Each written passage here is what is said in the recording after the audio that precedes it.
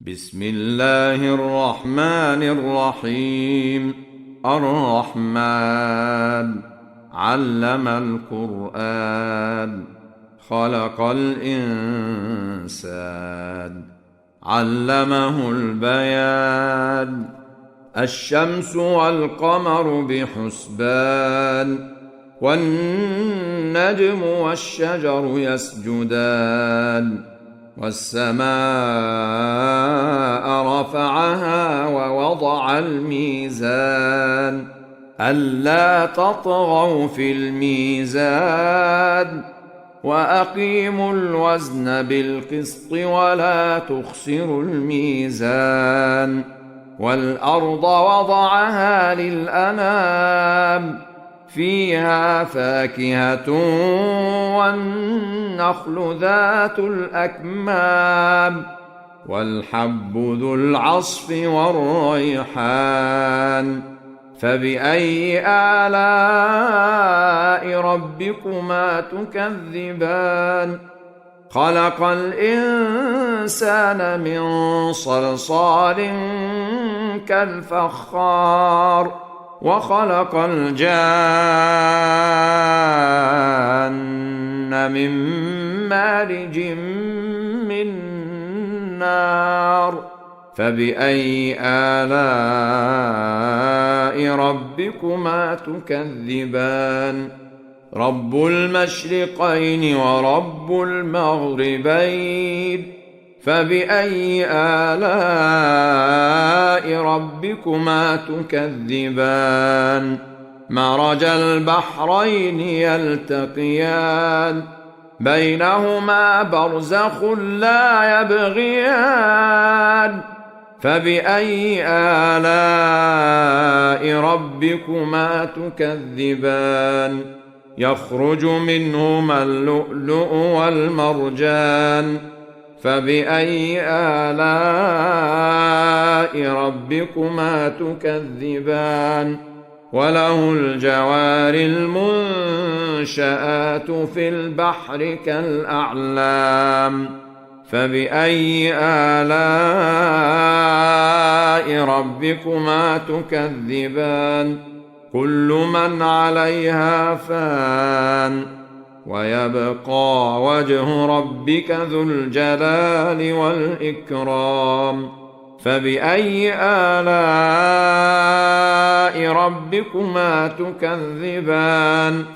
يسأله من في السماوات والأرض، كل يوم هو في شأن. فبأي آلاء ربكما تكذبان؟ سنفرغ لكم أيها الثقلان. فبأي آلاء ربكما تكذبان؟ يا معشر الجن والإنس إن استطعتم أن تنفذوا من أقطار السماوات والأرض فانفذوا، لا تنفذون إلا بسلطان. فبأي آلاء ربكما تكذبان؟ يرسل عليكما شواظ من نار ونحاس فلا تنتصران. فبأي آلاء ربكما تكذبان؟ فإذا انشقت السماء فكانت وردة كالدهان. فبأي آلاء ربكما تكذبان؟ فيومئذ لا يسأل عن ذنبه إنس ولا جان. فبأي آلاء ربكما تكذبان؟ يعرف المجرمون بسيماهم فيؤخذ بالنواصي والأقدام. فبأي آلاء ربكما تكذبان هذه جهنم التي يكذب بها المجرمون يطوفون بينها وبين حميم آن فبأي آلاء ربكما تكذبان ولمن خاف مقام ربه جنتان فبأي آلاء ربكما تكذبان ذواتا أفنان فبأي آلاء ربكما تكذبان فيهما عينان تجريان فبأي آلاء ربكما تكذبان فيهما من كل فاكهة زوجان فبأي آلاء ربكما تكذبان متكئين على فرش بطائنها من استبرق وجنى الجنتين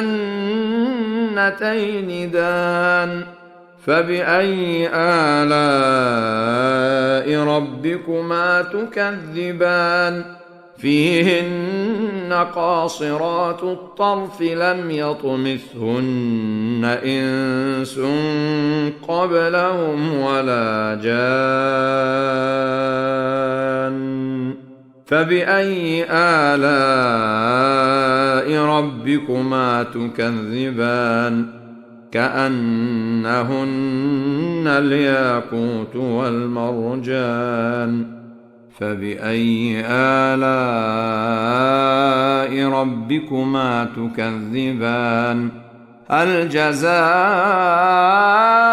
الإحسان إلا الإحسان فبأي آلاء ربكما تكذبان ومن دونهما جنتان فبأي آلاء ربكما تكذبان مدهامتان